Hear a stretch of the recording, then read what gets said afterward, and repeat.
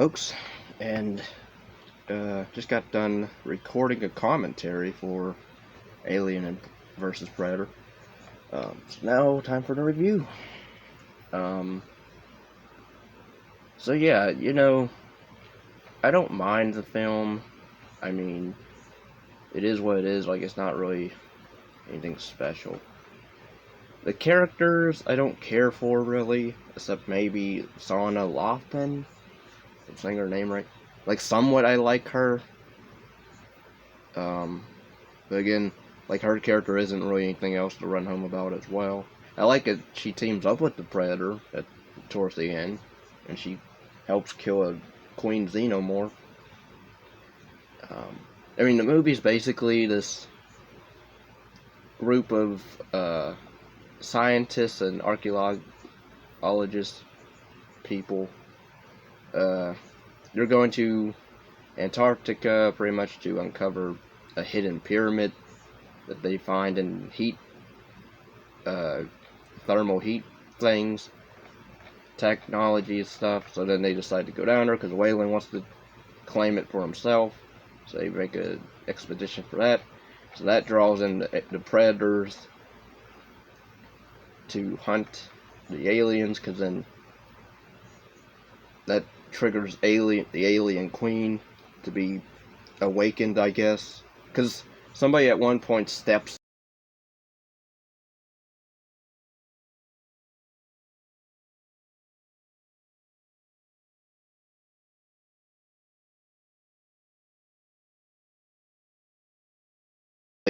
then we get a shot of the queen being lifted with chains out of the floor, which I'm like, what? Why would that even? Who even made that? Like, why would you? I didn't understand that. Like, if I step a certain place, it'll awaken the queen and also allow the xenomorphs to, I guess, roam free. Okay. But yeah, it's PG-13, and I don't know if this version I was watching was the unrated cut. It seemed like,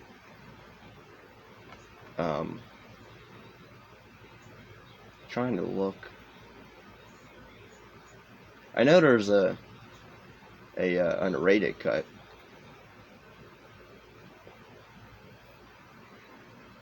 It was 8 minutes long of footage.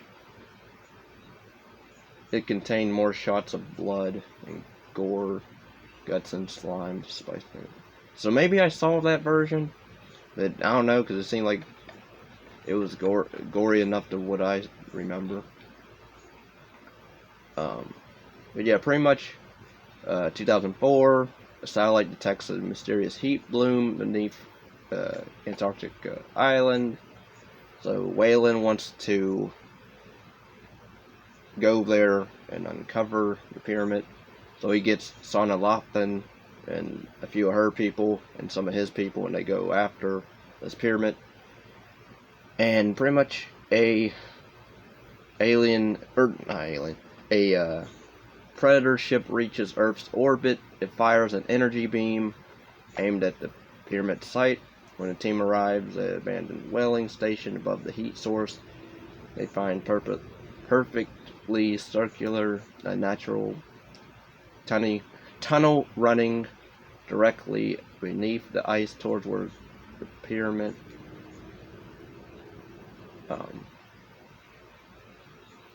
They get to a sacrificial chamber, which is a pretty decent scene where they all get split up because stuff is either opening, but then some stuff is closing around them, so they all get frantic. They take the predators' weapons or guns, so then that's what makes the predators get all mad and go after them. So we do get, 3 of the predators, and I like their looks, but I don't like their bodies. Like they're chunky. I get they're supposed to be tanky and, bulky, but even the ones in the first 2 films, and even after, like in Predators, they're not that big. Like here, they're like chubby to a bit fat. I don't know whose idea that was to make them like that. Why didn't you just go with the ones that were in the first two films, or just slim them down or something? But no. But yeah, Scar, Celtic, or Celtic, and Chopper. I believe these are supposed to be teenage predators as well. They arrive and kill the remaining team members on the surface, which is an okay scene. Although I was in the commentary, I was mentioning how that I know some of the predator mythology, predators. If one predator is after a prey, the other predators can't kill that prey because that's against honor. That's against honoring or something. Like, you're not allowed to go after the same prey that the other one's going after. But then they do that in this movie. In that scene. I get the guy was shooting at him, so it's like, why not? But yeah, they kill the remaining team members up on the surface, then they make their way down to the pyramid and arrive just as the team unwittingly activates the structure and are trapped within it. The alien queen awakes from cryogenic stasis and begins to produce eggs. And then towards the end, like the third act, she rips herself free from that. It was really gross. I'm like, that had to be painful, but it seemed like she was okay with it because she's just running off, angry. Several facehuggers attach themselves to humans, trapped in the chamber, and quickly after that, chest bursters emerge. And then they quickly grow into xenomorphs that fast. Conflict erupts between the predators and xenomorphs and humans, resulting in several deaths. Celtic and Chopper are killed by a xenomorph. This xenomorph's pretty cool because he actually kills two of the predators, which I thought was really cool. I wish they would focused on that alien and Scar, which is the last surviving predator. I think that would have been interesting. That dynamic. You killed two of my brethren, so you're a worthy opponent. Nope, they don't really do anything with them together, which sucks. That alien, or that xenomorph, just gets blown up as him and Sonaloth leave. Wayland buys Lex and Italian Sebastian enough time to escape from Scar, because pretty much it's those three left, because the black guy from Resident Evil. Oh yeah, this was directed. The screenplay was by Paul W.S. Anderson, or Paul W.S. Anderson, and the story was by him and also two other people. Again, I'd like to know whose idea to make this PG-13.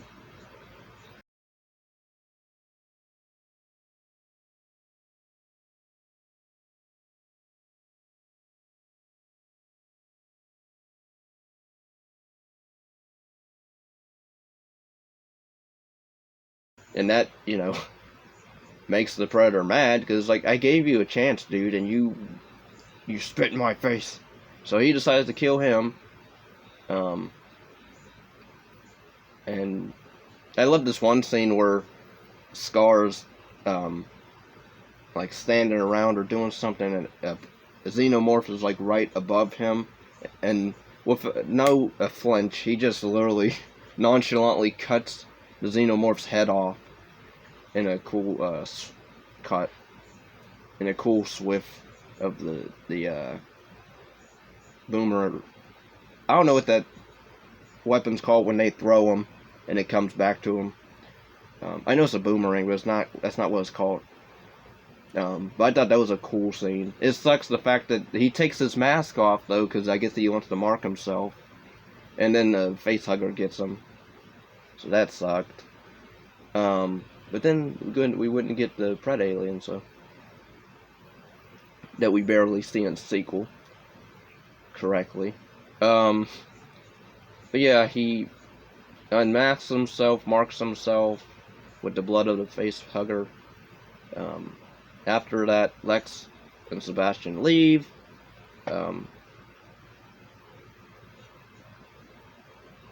And pretty much they then go to exposition about the hieroglyphics and why predators are here to hunt xenomorphs. They use humans as breeding tools for the face huggers. Even though they can still hunt humans, but okay. Pretty much creating the ultimate prey for predators to hunt. And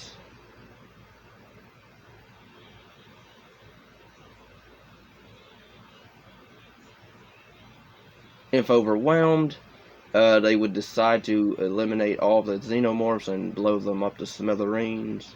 Lex and Sebastian decide the predator must be allowed to succeed in the hunt. So she wants to give him back his weapon, and they argue a bit over that, but then Sebastian comes around and, okay, well, I'll do that. Sebastian gets captured and is pretty much taken for face hugging. Pretty much Scar comes around, helps, or at first he almost attacks Lex, but then she lets him know, no, I'm not your enemy, I'm your friend.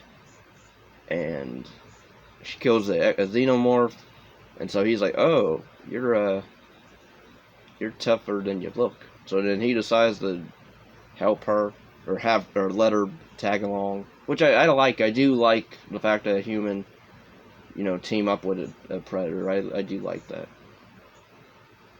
I know a lot of people don't, but I don't mind it. Like, it's decent the way they do it here. But yeah, they decide that they reach the surface. However, the queen xenomorph arrives and fights them a bit. And yes, she is CGI at first. In spots, I think she's practical, and then she goes CGI in the faraway shots, kinda.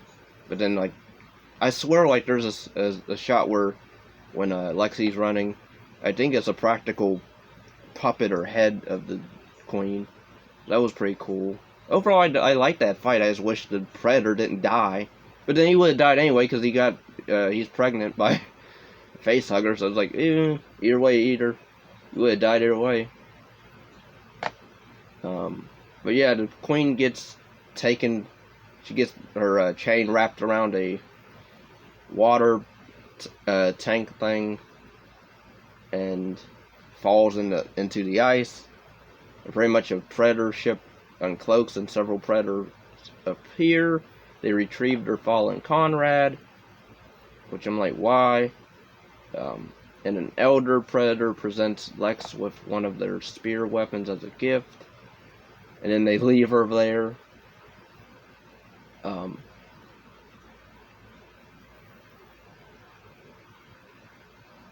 Yeah, the Predator's spaceship leaves, and Predators leave Scar's body on a table, and pretty much moments later, a Pred alien chestburster with alien and Predator traits erupts from Scar's chest, leading into the events of Alien vs. Predator Requiem, which I will get to. I don't know. This movie, like, overall, I don't mind it. But again, it drags on at the beginning. Like, we have a lame kill with one of the, I believe a predator kills somebody at the beginning. Waylon's character I didn't really care for. Yeah, he's sick, but it's like, you've done a lot of wrong in the other movie, so, I can't really sympathize that much for him. But I guess this movie's supposed to be non-canon, I believe. Possibly. Budget was 60 to 70 million, and it made 177.4 million. So it was a decent profit, I guess. enough to make a sequel.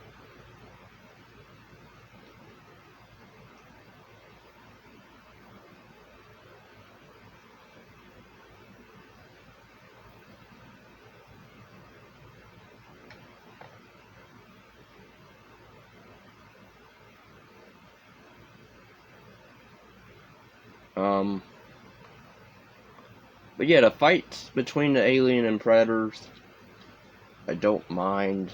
Again, I wish the one xenomorph that killed 2 predators, like right at one after the other one.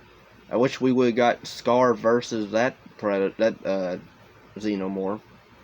Because again, that's history right there. You killed 2 of my brethren, so you're a worthy opponent, worthy prey. But no, they don't do that. And then I let his death kind of go because he's a sitting duck anyway, because he's already carrying a pred alien inside him, so he would have died anyway. But then I'm like, these predators, like, they have thermal vision in their helmets and all that.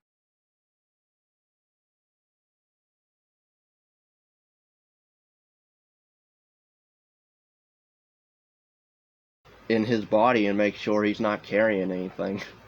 We don't want to put him on our ship if he's carrying a xenomorph. But no, they don't do that. They just take him on and then leave him on the table, and then, oh no. But then it makes those predators look like dummies, in a way. Not so smart. But yeah, overall it's a time waster, really. Like, I didn't really have fun watching it. Like, some shots were pretty decent. Again, the Predator teaming up with Son of Laughlin, I kind of liked. The xenomorph, so dangerous it kills 2 predators, one after the other. And some of the shot where when they're fighting the queen, the predator jumps in the air and does like a cool spinning move and like stabs the queen, which I thought was really cool.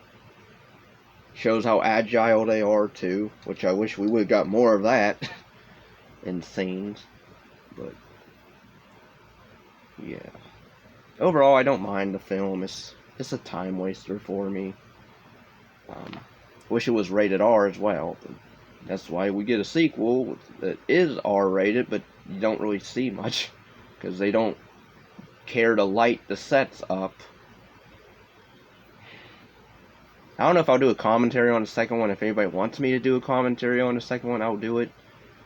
But prepare for probably a majority of ranting on that.